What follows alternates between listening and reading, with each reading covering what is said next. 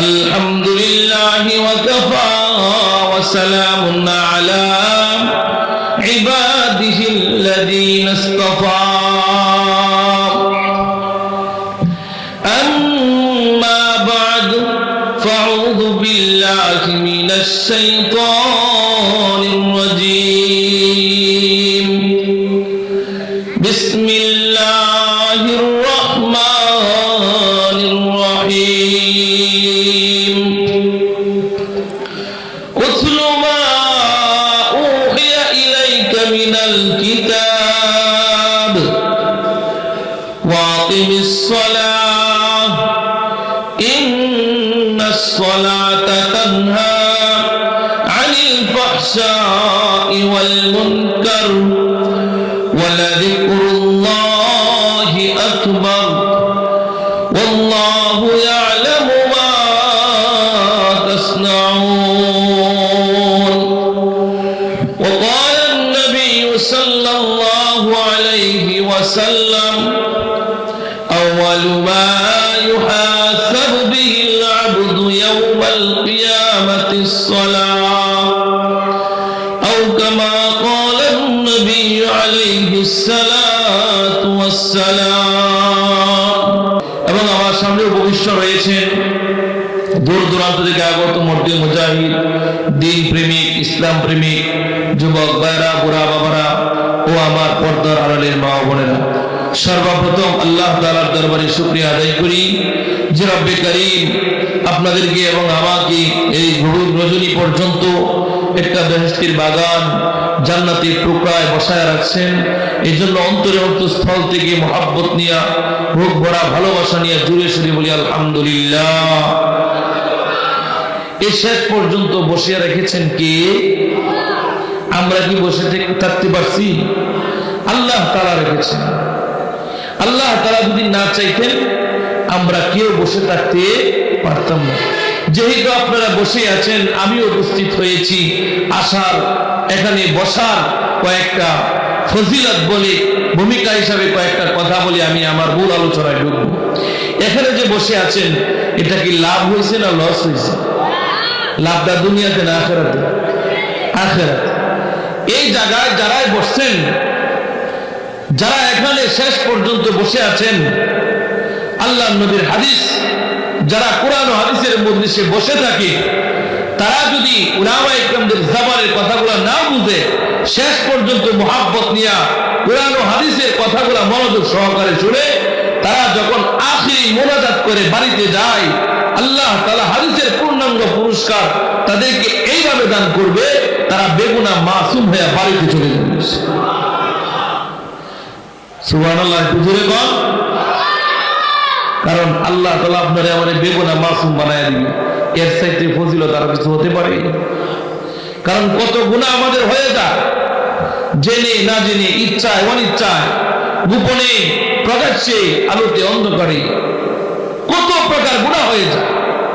কিন্তু এই যে একটা আয়োজন জামতলা বাসী আপনাদের জন্য এই আয়োজনটা করেছে, এটা একটা বাৎসরিক আয়োজন। এখানে বৎসরে আল্লাহ তাআলা এই জায়গাতে বসায় বসায়া বান্দার গুনাহ মাফ করে। কথা বলেন ঠিক কিনা? যারা এই মজলিসে বসে তাদের গুনাহগুলো আল্লাহ তাআলা মাফ করে, আর যারা শাস্ত্রে বসে রয়েছে তাদের গুনাহ মাফ হইব। কি মনে হয়? যারা এখন কম্বল নিয়ে সুন্দর আরামে ঘুম দিছে তাদের গুনাহ মাফ হবে না। যারা এই মজলিসে মুহাব্বত নিয়ে বসে আছে, আল্লাহ নবী ঘোষণা করেন এদেরকে আল্লাহ তাআলা বেগুনাহ মাসুম বানায় দিবেন। সুবহান। তাহলে এক নাম্বার একটা ফজিলত পাইলাম। দুই নাম্বার ফজিলত হলো আপনারা এখানে বসার কারণে, এই জামে মসজিদ থাকার কারণে এই জায়গা উলামায়ে কেরামগণের আগমন ঘটে। কথা বলেন ঠিক কিনা? যদি মসজিদ না থাকতো, আলেম ওলামা আইতো, এরকম আয়োজন করতে পারতেন? সম্ভব ছিল? কখনোই না। এই মসজিদ থাকার কারণে আজকে এখানে উলামায়ে কেরামগণ আসেন। রাসূল সাল্লাল্লাহু আলাইহি ওয়াসাল্লামের ওয়ারিস, ওয়ারাসাতুল আম্বিয়া, যাদের চেহারার দিকে আপনারা মহব্বত নিয়ে তাকায় থাকেন, যারা আলেমদের নিয়ে তাকায় দেখে, শুধু কি করে দেখে, মোহাব্বত নিয়ে তাকায় থাকে। হাকিমুল উম্মত মুজাদ্দিদুল মিল্লাত আশরাফ আলী থানভী রাহমাতুল্লাহি আলাইহি বলেন যে মরণের সময় আজরাইল যখন তার কাছে আসবে তখন তার চেহারার ভিতরে ওই আলেমদের সাক্ষাতের নূরগুলা ঝলমল করতে থাকবে। আজরাইল তাকে সালাম দিয়া তারপরে তার জান বাহির করবে। জোরে বলেন সুবহানাল্লাহ। তাহলে আলেমদের সাক্ষাতে লাভ না লস? কেমন লাভ? মরার সময় আজরাইল সালাম দিবে। আর বেনামাজি, কোরআন হাদিসের সম্পর্ক নাই, আলেমদের সাথে সম্পর্ক নাই, কোরআন ও হাদিসের মজলিসে কোনদিন আসে না, ওদের মরণ কি এরকম আজরাইল এসে সালাম দিব? আমি খুব ইচ্ছা করবো সারাদিন গাঞ্জের ফরসাদ করে দিলাম না আসসালাম এটা করবো না, মুগরটা লইব, মুগর মুগর এমন মুগর দেখাবে, এমন চেহারা, ভয়ঙ্কর চেহারা নিয়ে বেনামাজির সামনে দাঁড়াবে, তার মরণের সময় চোখ উল্টে যাবে, জিহ্বায় কামড় মারবে, লাঠি দিয়ে তারপরে দুনিয়া থেকে বিদায় নেবে। তার ভয়ঙ্কর মরণ। এজন্য এখানে বসার কারণে আপনার আমার মরণটা যদি আজরাইল সহজ করে দেয়, আল্লাহ যদি সহজ করে দেয়, আজরাইল যদি জানকে আসানের সাথে বাহির করে, তাহলে আমাদের কি আরো কিছু লাগে? আর কিছু প্রয়োজন নেই। আল্লাহ যদি ঈমানের সাথে আসানের সাথে জান বাহির করে, এতেই আমরা আলহামদুলিল্লাহ। কথা বলেন ঠিক কিনা? তাহলে এই মজলিসে বসছেন, 2 নাম্বার লাভ বললাম, আল্লাহ তাআলা আপনাদেরকে উলামা ইকরামদের চেহারা নূরগুলা আপনাদের কপালে আটকায় রাখবে। আজরাইল সালাম দিয়ে জান বাহির করে। সুবহানাল্লাহ। 3 নাম্বার ফজিলত, এই যে এখানে বসছেন, আল্লাহ পাকের রহমত দ্বারা পুরা জায়গাটা আল্লাহ তাআলা বেষ্টন করে রাখছে এবং ফেরেশতাদের সামনে প্রশংসা করতেছে। আল্লাহ তাআলা ফেরেশতাদেরকে বললেন, ও ফেরেশতা, তাকায় দেখ জামতলার মানুষগুলা, জামতলাবাসী, রাত্র গভীর হয়ে গেছে, তারা পারতো আরামের বিছানায় ঘুমায় থাকতে, তারা পারতো আরামের ঘুমটা নষ্ট না করতে, কিন্তু ফেরেশতা দেখ আমার বান্দাগুলা আরামের ঘুমকে হারাম কইরা দুনিয়ার ভোগ বিলাসা বাদ দিয়া কোরআন ও হাদিসের মজলিসে বসে আছে, আমার কালামের কথাগুলো তারা শুনতেছে, ওই মজলিসে পয়সা পয়সা আমি রবের নাম জপতেছে। ও ফেরেশতা, সাক্ষী থাক, আমি আমার বান্দার জীবনের গুনাহগুলোকে মাফ করে দিলাম। তাহলে বাবা এই মজলিসে বসলে লাভ না লস? আবার 4 নাম্বার কথা হলো, এই মজলিসে সবাই বসতে পারে না।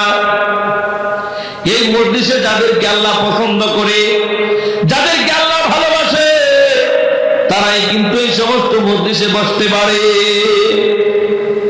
অনেকেই নিয়ত করছিল, যখন আপনাদের মসজিদে মাহফিলের তারিখ হয় যে 21 তারিখে, ডিসেম্বর 21 তারিখে জামতলা মসজিদে মাহফিল, অনেক যুবক ভাই, অনেক বুড়া বাবা নিয়ত করছিল যে জামতলা মাহফিলটা কিন্তু কাছেই আছে, ইনশাআল্লাহ সারা রাত্র মাহফিলটা শুনবো। কথা বলেন ঠিক কিনা? এরকম নিয়ত করছিল না? কিন্তু দেখা গেল সকালবেলা উঠতে বাচ্চার মা কইতেছে, এখন শুনলো মসজিদে বাসা করতেছে, শুনছেন এই রাত্রে তো ভিড়া বানাইছি, মেয়ের বাড়ি লয়ে যাবো না, ভিড়া লয়ে গেছে। কই মেয়ের বাড়ি নিয়ত করছিল জামতলা মসজিদের মাহফিল শুনবো, কিন্তু শুনতে পারে নাই, ভিড়া লয়ে গেছে কই মেয়ের বাড়ি, অথবা কোনো ঝামেলার ভিতরে ফালায় দিতে, শুনতে পারে নাই। আবার অনেকেই বলছিল মনে মনে ইচ্ছা চিন্তা, এই দিন তো আমার ঝামেলা আছে, মাহফিল মনে হয় শুনতে পারবো না, কিন্তু আল্লাহ তাআলা তার ঝামেলা দূর কইরা আজকে শেষ পর্যন্ত মাহফিলে বসায় আছে। কথা বলেন ঠিক কিনা? এটা কে করেছেন? আল্লাহ পাক করেছেন। আল্লাহ তাআলা কাদের দ্বারা এই কাজগুলা করায়? আল্লাহ নবী বলেন, ক্বালা রাসূলুল্লাহ সাল্লাল্লাহু আলাইহি ওয়াসাল্লাম, ইযা আরাদাল্লাহু বিআবদিন খায়রান ইস্তামিলুহুল্লাহ ক্বালু কাইফা ইস্তামিলুহু ইয়াস্তামিলুহুল্লাহু ইয়া রাসূলুল্লাহ। আল্লাহর নবী বলেন, আল্লাহ তাআলা যাকে ভালোবাসেন, আল্লাহ তাআলা যাকে মহব্বত করতে চান, আল্লাহ তাআলা যাকে পছন্দ করতে চান, আল্লাহ তাআলা ওই বান্দাটাকে ভালো কাজের ভিতরে ব্যবহার করেন। আল্লাহ নবী যখন সাহাবায়ে কেরামদের কাছে এই কথাটা শোনালেন, সাহাবায়ে কেরাম কথাটা শোনার পরে নবীর কাছে জানতে চাইলেন, ক্বালু কাইফা ইস্তামিলুহুল্লাহু ইয়া রাসূলুল্লাহ। ওগো আল্লাহর নবী, আল্লাহ তাআলা আবার কিভাবে তার বান্দাকে ভালো কাজের ভিতরে ব্যবহার করেন? সাহাবায়ে কেরাম যখন নবীর কাছে এই কথাটা জানতে চাইলেন, নবী জবাব দিয়ে দিলেন, ক্বালা ইউফিকুহুল্লাহু লিল আমালিস সালিহি ক্বাবলাল মাউত। আল্লাহ তাআলা যেই বান্দাকে ভালোবাসতে চান, ওই বান্দাকে তার মৃত্যুর পূর্বে দুনিয়াতে যত ভালো কাজ রয়েছে ওই সমস্ত ভালো কাজগুলো করার মতো তৌফিক দিয়া দেয়। বলেন, আজকের এই কোরআন হাদিসের মজলিস, কোরআনের মজলিস, এটা কি ভালো কাজ না খারাপ কাজ? জোরে বলেন, ভালো না খারাপ? তো ভালো কাজ কে করাইলেন? আল্লাহ তাআলা এই ভালো কাজ আপনার দ্বারা আমার দ্বারা করাইতেছে। তার মানে হাদিস দ্বারা বোঝা গেল আল্লাহ তাআলা অবশ্যই অবশ্যই আপনাকে আমাকে ভালোবাসেন আর মহব্বত করেন। কথা বলেন ঠিক কিনা?